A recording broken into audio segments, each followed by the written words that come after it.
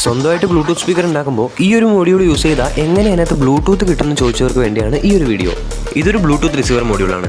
Audio signal receive ചെയ്യാൻ വേണ്ടി മാത്രം ഡിസൈൻ ചെയ്ത ഈ ഒരു മൊഡ്യൂളിനകത്ത് ലെഫ്റ്റ് റൈറ്റ് ഓഡിയോ നമുക്ക് സെപ്പറേറ്റ് ചെയ്തെടുക്കാൻ വേണ്ടി പറ്റും.